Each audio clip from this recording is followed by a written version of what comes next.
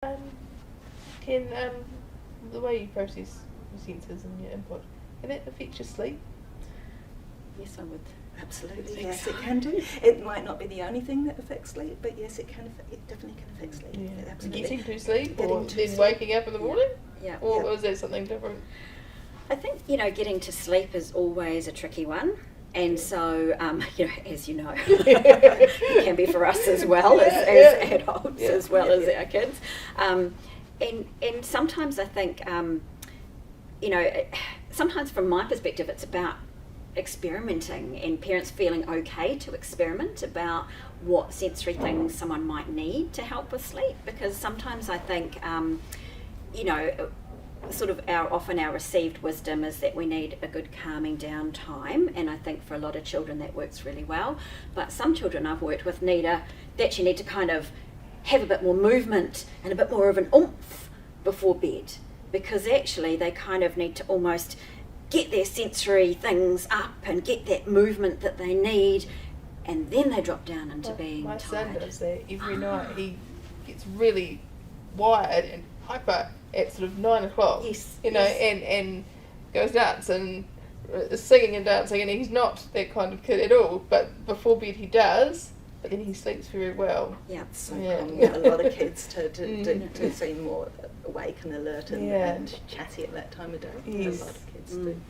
Yeah. And I think it's okay to perhaps go with that, because I think sometimes parents might feel like, oh no, you can't be doing this, you've got to be calm and you've got to, but some children need that kind of sensory input at that point, and then that helps them to go down into sort of a sort of quiet state after that. I think it's like any activity that a child does throughout the day. Really, it's looking at the child's sensory preferences and differences. So if the child is over responsive to auditory input, to noise, and they're struggling to sleep because there's too much happening, like there's the sound of the heat pump, or there's the sound of the clock beside them on the bedside table, or the car's going past, it's looking at finding strategies to help them to help them cope with that sensory input.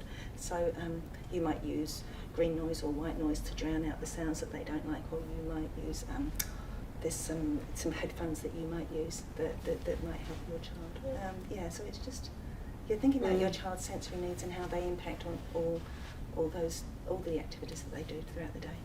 And same sort of strategies. Is that also a factor into we often have the sheets not perfectly flat. There's Yes. a crumb in here. I can feel a crumb. Yes. Yeah, that's that touch sensitivity. Searching for the crowd. So it's really my whole system is quite sensitive to anything that feels like that. The touch is Tag very in responsive. pajamas, Tag in pajamas. Or their hair on the pillow is touching their face or their neck, and that feels horrible. We can't have blankets tucked in. Yeah. Why are you making my bed? Don't make my bed. Yeah. That's so personal, isn't it, really? Because another child might love that tucked-in really sensation, because tight, they love that proprioception, so they input through their muscles and joints, that it's firm touch that they love and they enjoy, and it helps them to feel calm. So it's such a personal thing. Yeah. And I think that's that's that kind of, which I think you guys do really well, is being curious and kind of going, what is this about? And I know myself as a parent, my daughter's always had quite a bit of touch sensitivity, and luckily I knew a bit about it. So when she was little, and there was a lot of issues around shoes and socks and things like that, which can be a big thing for some children, I was able to kind of feel a bit like, okay, there's something happening here and I can go with this. And so that's kind of gradually for her, we've found some ways to manage that. But I think it's that whole thing of being curious and what, which I think you do really well too, is, why, okay, I do understand that there is something here that's causing you an issue, and we need to work it out, because it's real for our kids. It actually does really feel unpleasant and really yucky, and we all want to sleep.